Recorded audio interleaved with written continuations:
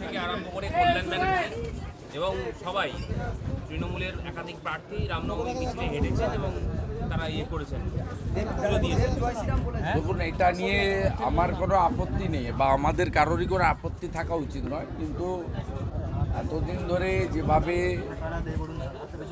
ভগবান পুরুষোত্তম রামচন্দ্র মহারাজকে এরা অ্যাটাক করেছে, অযোধ্যার রাম মন্দিরের দিন সম্প্রীতি মিছিলের নামে পাল্টা মিছিল ডেকেছে।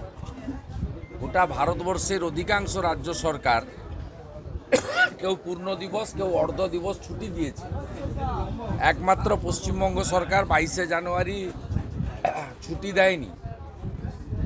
একমাত্র মুখ্যমন্ত্রী, ভারতবর্ষে বিজেপি বা এনডিএর বাইরেও অনেক মুখ্যমন্ত্রী আছেন অন্য দলের, তারা কিন্তু রাম মন্দির উদ্বোধনের মতো একটা সেন্টিমেন্টাল এবং একটা ইমোশন যেখানে সনাতনীদের আবেগযুক্ত, তাকে অস্বীকার করেননি। ইনি কিন্তু ওই দিন মিছিল করেছেন এবং মিছিলের জন্য স্থান বেছে নিয়েছেন পার্ক সার্কাস 7 পয়েন্ট। স্বাভাবিকভাবে এই কাজটা যদি অনেক আগে থেকে করতেন তাহলে পশ্চিমবঙ্গে আজকে এই অবস্থা হতো না। আমি যেভাবে গত বছর দুর্গাপূজার বিসর্জনের দিন হড়পা মালে আমাদের জলপাইগুড়ি বিসর্জন যাত্রীরা ভেসে যাওয়ার পরেও মুখ্যমন্ত্রী যাননি, তিনি জলপাইগুড়িতে টর্নেডোর দিন মাঝরাত্রে পৌঁছেছেন চার্টার্ড ফ্লাইট নিয়ে। আমি মালবাজারের সভা থেকে বলেছি এটা ভোটের জন্য করেছেন, যদি রাজধর্ম পালন করতেন তাহলে দুই জায়গাতেই সমান দৃষ্টি দিয়ে দেখতেন। ঠিক একইভাবে 22শে জানুয়ারি যেটা হিন্দু আতঙ্কে আপনারা করেছেন, আর আজকে সেই জয় শ্রীরামকে আপনাদেরকে ঠোঁটস্থ করতে হচ্ছে, আপনার মুখ্যমন্ত্রীকে ছুটি দিতে হচ্ছে, এটা কেবলমাত্র পশ্চিমবাংলায় সনাতনীদের যে জাগরণ ঘটেছে, যেটা এতদিন ছিল না। এখানে রামচন্দ্রকে ভগবানকে গোবলয়ের ভগবান করে রাখা হয়েছে। তো পশ্চিমবাংলার সনাতনীরা গত 2-3 বছর ধরে, বিশেষ করে তার আগে যে ছিল না তা নয়, তারা এইটাকে ভেঙে দিচ্ছেন। ছট পুজোতেও আমরা যাচ্ছি সূর্য প্রণাম করতে, আমাদের মায়েরা দিদিরা ব্রত রাখেন। ছট মানে বিহারের পুজো নয়, সনাতনের পুজো। দুর্গা পুজো মানে বাংলার পুজো শুধু নয়, উত্তরপ্রদেশ, লখনৌ, গোটা পৃথিবীর হিন্দুদের পুজো। ঠিক ভগবান রাম গোটা পৃথিবীতে থাকা সব সনাতনের শৌর্যের প্রতীক, আবেগের প্রতীক, এবং আমাদের যে ঐতিহ্য, 6000 বছরের যে ঐতিহ্য, তার তিনি প্রতীক।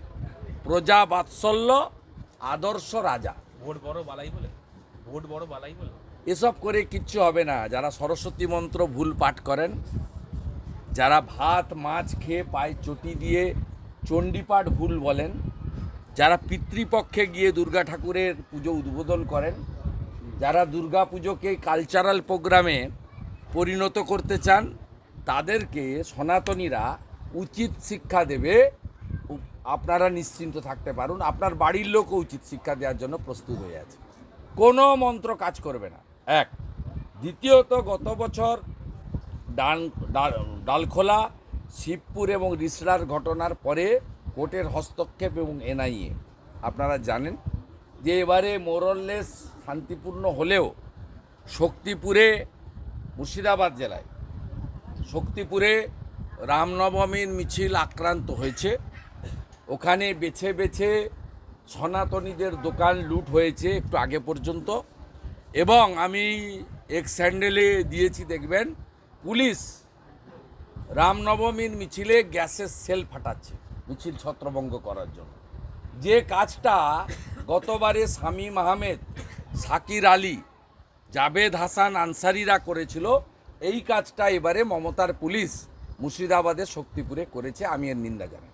আজকে অসমে কি বলেছেন যে ওনার কথা কোনো লাভ হবে না, অসমে জামানত থাকবে না। তৃণমূলের ইশতেহার প্রকাশ হয়েছে আজকে। তৃণমূলের ইস্তাহার কি? এটা তো লোকসভার ভোট, বেল পাকলে কাকের কি? টোটাল আসন 543, প্রধানমন্ত্রী হওয়ার জন্য দরকার 272, লড়ছে 45, গরুর গাড়ির হেডলাইট। তাই যার 45টা প্রার্থী, সে জাতীয় স্তরে ইস্তাহার প্রকাশ করছে, এটাকে কি বলবেন? ড্রামাবাজি ছাড়া আর কিচ্ছু না। জাতীয় দল থেকে আঞ্চলিক দল হয়েছে, লোকসভা ভোটের পরে এটা ওই কালীঘাটের দলে পরিণত হবে, পটুয়াপাড়ার দলে। ইন্ডিয়া জোটের ইন্ডিয়া জোট বলে কিছু নেই, ওটার নাম ইন্ডি জোট। ওর পিন্ডি চটকে গেছে ছত্তিশগড়, মধ্যপ্রদেশ, রাজস্থানের ভোটে, ওর কোনো অস্তিত্ব নেই। এনাদের বাড়ির যে পুজো হয় আমাকে আমন্ত্রণ জানান দীপাঞ্জনবাবু, আমার সহকর্মী, তা আমি আসতে পারিনি। আজকে আমি অনেকগুলো প্রোগ্রাম শেষ করে আমি এসেছি। আমন্ত্রণ আন্তরিক ছিল এবং এটা সম্পূর্ণ ব্যক্তিগত আমন্ত্রণ ছিল, সেটা আমি রক্ষা করেছি। মায়ের হাতে পদ্মফুল দিয়েছি, প্রণাম করেছি, টিকা পরেছি, মাকে পুজো করেছি এবং মায়ের যে প্রসাদ খানিকটা মুখে দিয়েছি, এটা আমার পরম প্রাপ্য। আমি সুযোগ পেলেই চুঁচুড়া চন্দননগরে আসি। ওনার গত বছরের যে প্রোগ্রাম ছিল ভারত মাতা, তাতেও আমি এসেছি, জানেন আপনারা। আমি সুযোগ পেলেই আসি, এরা আমার সহকর্মী। আর বিজেপি মানে আমি নয়, আমরা সব মোদি পরিবারের সদস্য। মোদি পরিবারের সদস্য যারা আছি আমরা, আনন্দেও থাকি, নিরানন্দেও থাকি, সবাই একসঙ্গে কাজ করি। শাহজাহানের মতো আর যে কটা অসুর আছে, মা ধ্বংস করো। ঠিক আছে।